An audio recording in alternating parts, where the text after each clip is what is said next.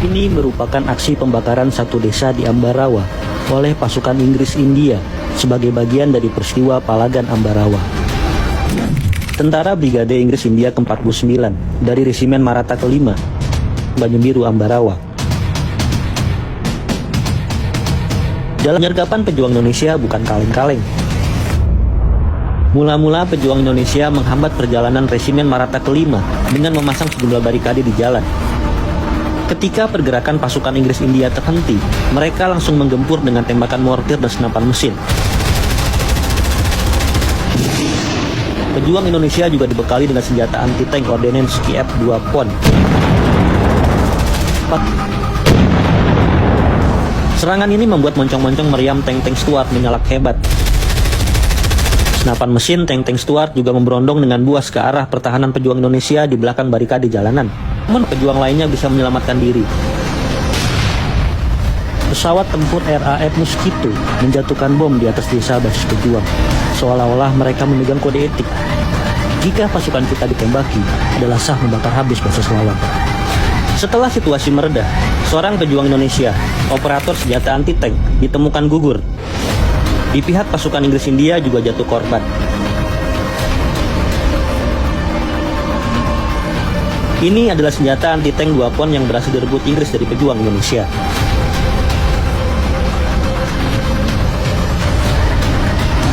Setelah situasi dianggap aman, perjalanan pun dilanjutkan menuju kamp Banyubiru di Ambarawa.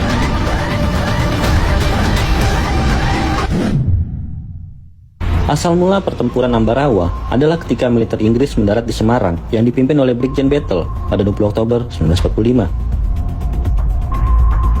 Pihak Republik Indonesia memperkenankan Battle untuk mengurus peluncutan pasukan Jepang. Ia juga diperbolehkan untuk melakukan evakuasi 19.000 interniran sekutu yang berada di kamp Banyubiru Ambarawa dan Magelang.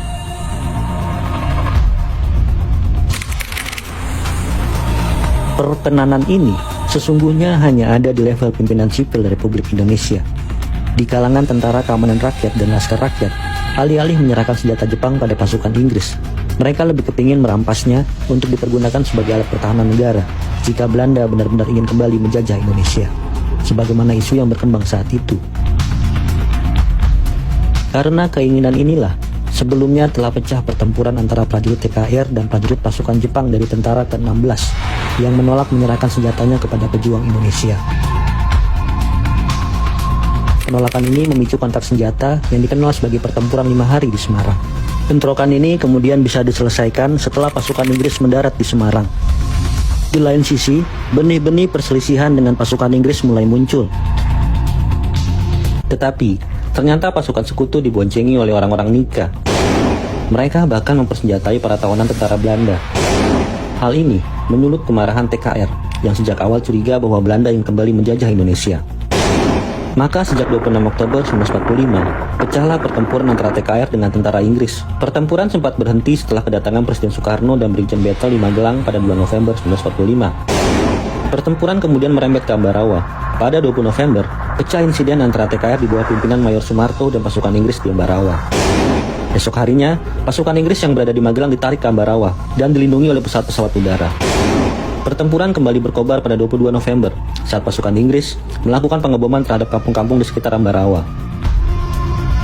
Pada 26 November, Letkol Isdiman, pemimpin TKR asal Purwokerto, gugur akibat diberondong tembakan pesawat tempur RAF. TKR juga berhasil dipukul mundur. Sejak gugurnya Letkol Isdiman, Komandan Divisi 5 Banyumas, Kolonel Sudirman, langsung turun ke lapangan untuk memimpin pertempuran. Kehadiran Kolonel Sudirman memberikan nafas baru.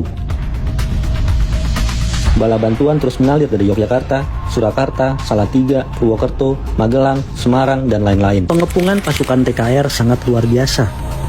Inggris terpaksa mengirimkan pasukan makanan dan amunisi ke Ambarawa lewat udara. Bahkan meskipun Inggris mencoba menekan Gubernur Jawa Tengah Wongsonegoro dan secara brutal menangkapi setiap lelaki yang dituding kalangan pejuang di Semarang, pertempuran tidak berhenti. Sejak saat itu, situasi pertempuran berubah semakin menguntungkan pihak TKR. Pada 12 Desember, pasukan TKR bergerak melakukan puncak serangan. Dalam kurun waktu 1,5 jam, mereka sudah berhasil mengepung kedudukan musuh. Ambarawa dikepung selama 4 hari 4 malam. Pasukan Inggris yang sudah merasa terdesak berusaha untuk memutuskan pertempuran. Pada 15 Desember, pasukan Inggris meninggalkan kota Ambarawa dan mundur ke Semarang.